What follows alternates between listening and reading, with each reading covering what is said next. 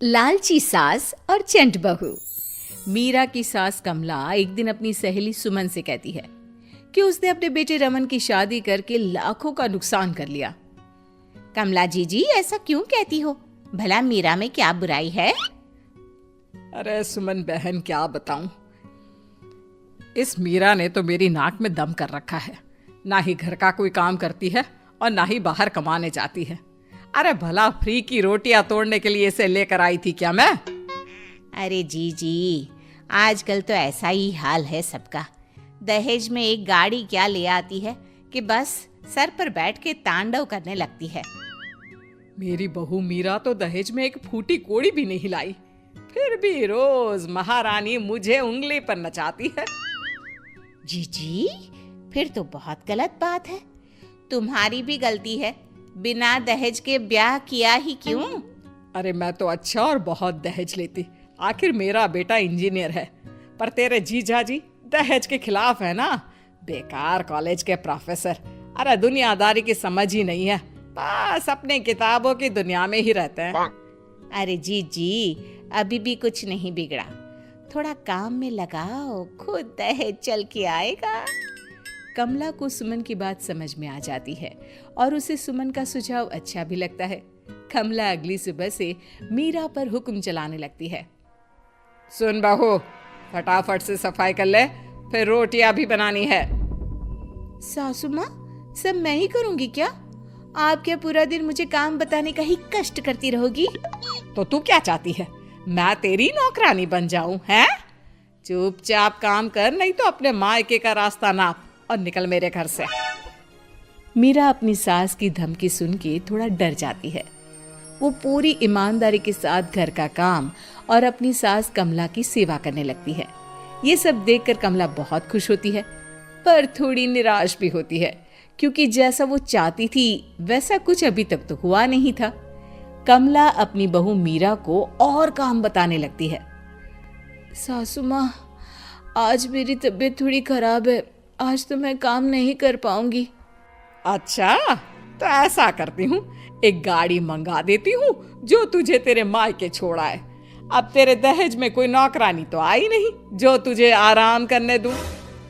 पर सासू माँ, मैं तो मैं मत कर और हाथ चला जल्दी जल्दी। आज तो कपड़े भी दुनिया भर के हैं, कौन धोएगा तेरे अलावा? मीरा बीमार हालत में भी काम करने लग जाती है। मन ही मन सोचती है कि क्यों न कुछ ऐसा किया जाए जिससे इस बुढ़िया की चिक बंद हो जाए। मीरा समझ तो चुकी थी कि उसकी सास अचानक ऐसा व्यवहार क्यों कर रही है, इसलिए अब वो प्लानिंग में लग जाती है। अगली सुबह मीरा तैयार होकर अपनी सास के पास जाती है। सासू माँ, मैं अपने मायके जा रही हूँ, 2-4 दिन में वापस आ जाऊंगी। वाह जी वाह, और काम कौन करेगा घर का? सासू माँ, 2 दिन की तो बात है बस। जा चली जा, पर फिर वापस आने के बारे में सोचना भी मत। मीरा जानती थी कि घर में वापस घुसने के लिए उसे क्या करना है। वो अपने मायके पहुंचती है और रोने लगती है। उसके माता पिता उसे रोने का कारण पूछते हैं, पर वो कुछ नहीं बोलती। तभी मीरा की माँ उसके हाथों की तरफ देखती है। मीरा, ये तेरे हाथों के नाखून कहाँ गए? तुझे तो नाखून बड़े करने का बड़ा शौक है ना? माँ, उस घर के बर्तन और कपड़े धो धो कर मेरे नाखून ही नहीं बल्कि हाथ भी घिस गया है। अब तुमने मेरे साथ ना कोई नौकरानी भेजी, ना कोई सुख की सुविधा। मीरा के माता पिता समझ जाते हैं कि मीरा को दहेज का सामान चाहिए। अगले ही दिन मीरा के माता पिता उसके लिए एक वॉशिंग मशीन और फ्रिज मंगवा देते हैं।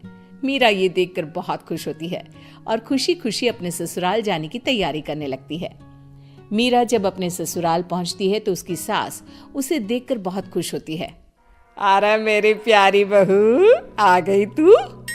और ये फ्रिज, वॉशिंग मशीन, अरे भाई इन सब की क्या जरूरत है? सासू माँ, जरूरत आपको नहीं मुझे है, क्योंकि घर का काम तो मुझे ही करना पड़ता है ना। मीरा की बात सुन के कमला गुस्से से बोलती है।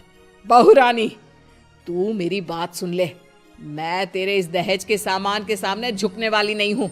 घर का काम तो तुझे ही करना पड़ेगा।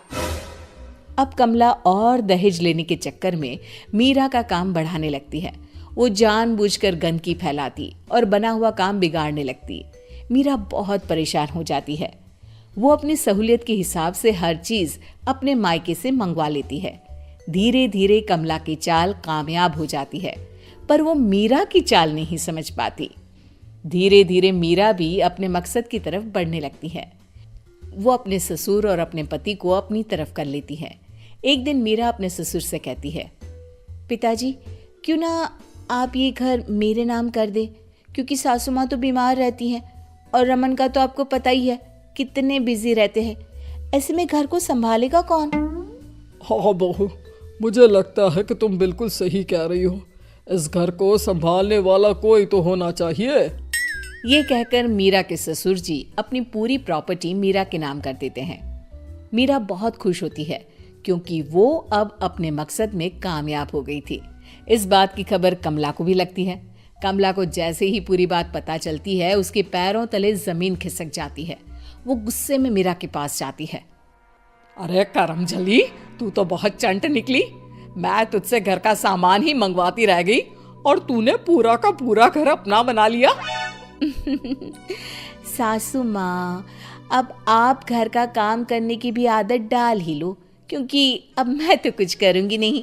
और हाँ, अगर आपने काम करने में आनाकानी की तो इस उम्र में मायके नहीं बल्कि बुजुर्गों के आश्रम भेज दूंगी। मीरा की बात सुनकर कमला बहुत दुखी होती है। वो अपनी सहेली सुमन के पास जाती है और उसे सारी बात बताती है। अरे सुमन, मैंने तो लालच में आके अपने ही पैर पर कुल्हाड़ी मार दी। काश मैं तेरी बात मानती ही नहीं तो आज ये मेरी दशा नहीं होती। वाह जीजी, उल्टा चोर कोतवाल को डांटे।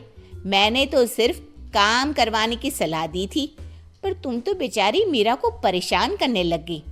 अब भरो अपने किए के फल।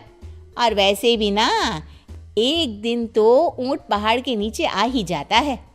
सुमन की बातें सुनकर कमला अपने घर वापस चली जाती है और अपनी बहू मीरा को पूरी बात बताती है कि कैसे सुमन ने उसे उल्टी सलाह देके अपना पल्ला साफ कर लिया। कमला अपनी बहू से माफ़ी मांगती है।